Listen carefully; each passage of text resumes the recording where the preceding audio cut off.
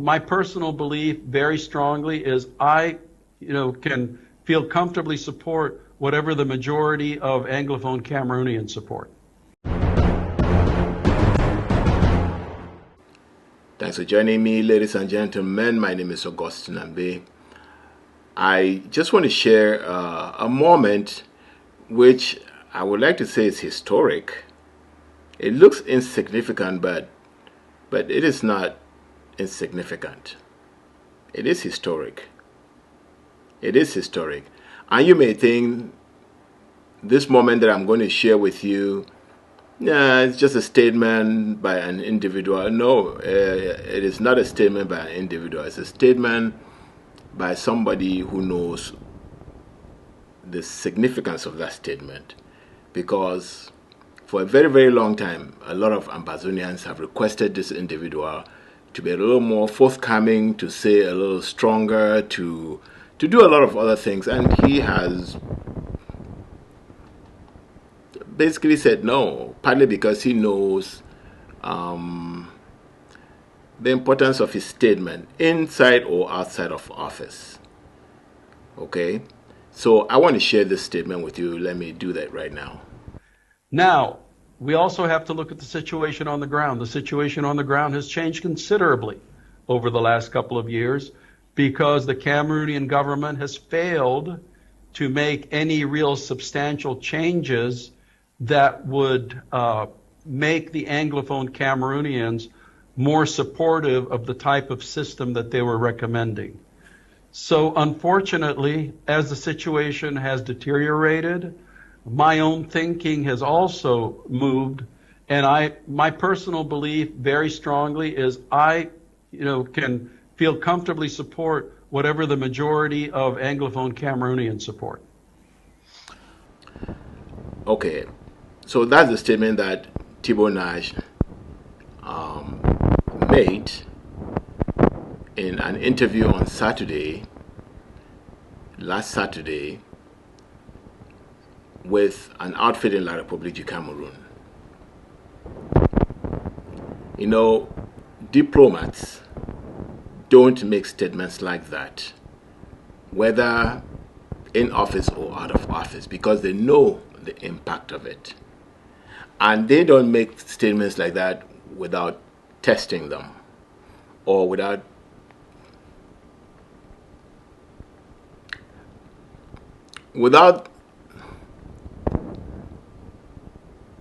those statements don't come from thin air. That's what I'm trying to say. So, and this is a turning point for Ambazonians. This is a turning point for Ambazonians. That Tibor Nagy comes out and say that whatever Ambazonians want, it'll be what Ambazonians will get from him.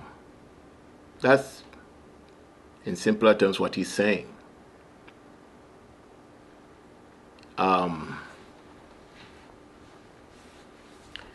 Ambazonians should really celebrate this, because this is something which nobody with his standing has said. Okay, in fact, the statement is so significant that one of my friends who also read the statement said he will always find home in Ambazonia because of his courage. The rest of them are too chicken to offend France. The rest of them are too chicken to offend France. So that's why I'm saying that this is not a loose statement and it's not a careless statement. And I want to thank Ambassador Tibor Nagy for having the courage to say that. It is something that we Ambazonians have believed for a long time. It's something that I've been saying on this channel. We even made songs of it. Until we reach Biya, until we reach Biya, we will never, never leave a journey halfway. Oh, until we reach Biya. That's what he's saying. That I've heard your song. You've sang it many times. You've asked me questions in office at a certain time. Before he made this statement, he took some time to say that that when you are an Assistant Secretary of State for Africa, the statements you made are not your statements. You can advise, you can recommend, but it is the President of the United States and Congress that makes the policy. And the job of the Assistant Secretary of State for African Affairs is to implement or promote that policy, or implement and promote that policy.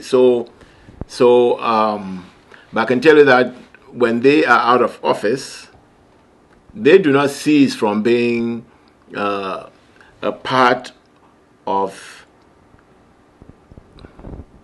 how do I put this? They do not cease from being a part of the decision making in Washington. They remain consulted. I can almost, I don't want to say 100%, but I can almost say that any decisions that any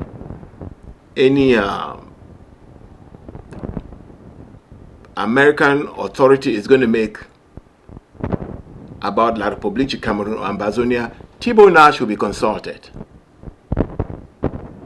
And he's just telling you what, if he is consulted, he will say.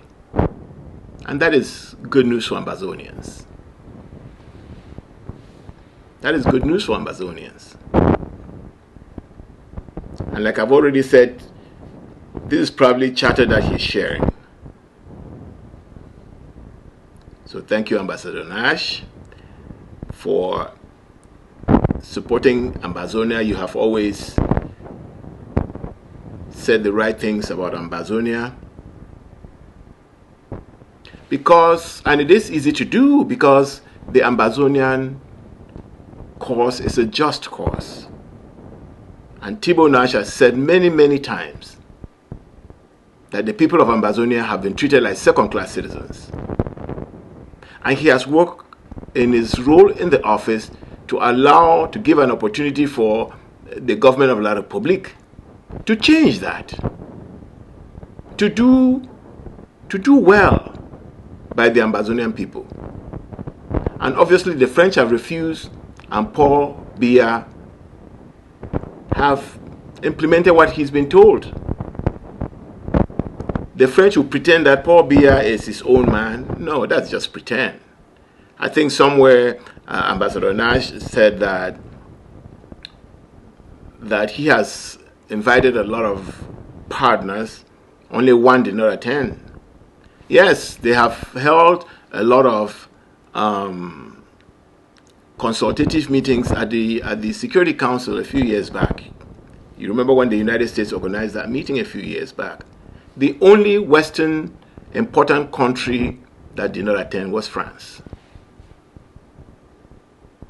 And so those who think it is Paul Biya treating Ambazonians the way he's treating, no.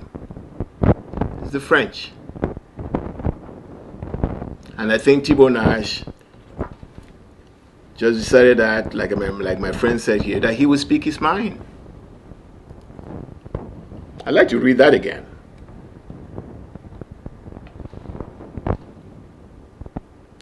Now, we also have to look at the situation on the ground. The situation on the ground has changed considerably over the last couple of years, because the Cameroonian government has failed to make any real substantial changes that would make the Anglophone Cameroonian more supportive of the type of system that they were recommending. So unfortunately, as the situation has deteriorated, my own thinking has also moved. And my personal belief, very strongly, is that I can comfortably support whatever the majority of Anglophone Cameroonians support.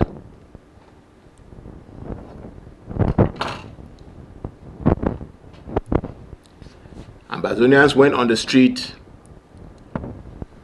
telling their government, the government of La République, under which the French and the British decided that's where they would be suppressed and their humanity limited, they came around and said, look, we are humans. We do need some breathing space. We want to be part of you. Just let us be part of you. And they said no. They call us names. They call us Anglophones. They call us enemies in the house.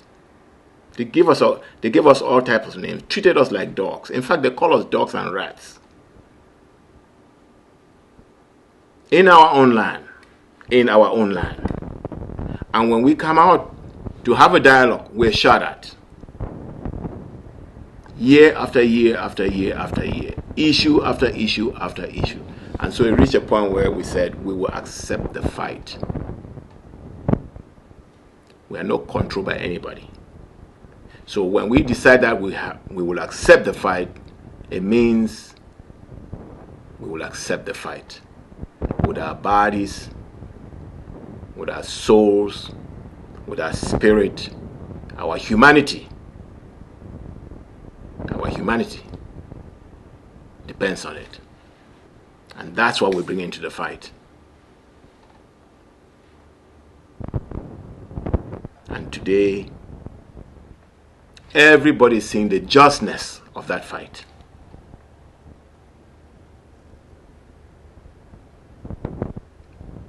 Until we reach Biya. Until we reach Biya. Until we reach Biya.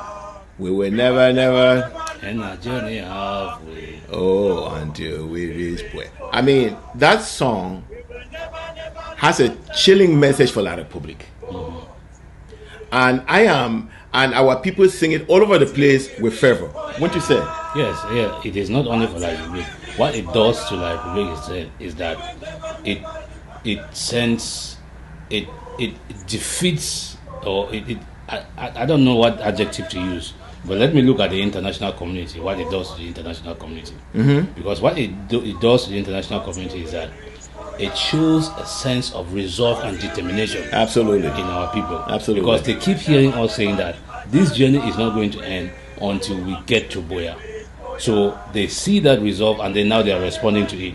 For La Republique, it just make them throw their hands and say, what else can we do? Yes. Because we have killed these people, we have raped these people, we have maimed them, we have imprisoned them, and they keep telling us that this journey is not going to end until they get to Biya. What you just mentioned is what took place in the last 2 years. Mm-hmm. They have destroyed our economy, they've destroyed our politics, they have destroyed our culture, they have burned our villages. They burned over 200 villages, and we continue to sing the same song.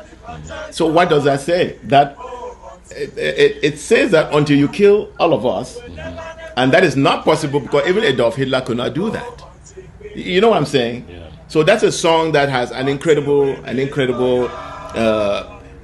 It's one that captures our determination, our aspiration, in a way that I don't think any other song does. Exactly.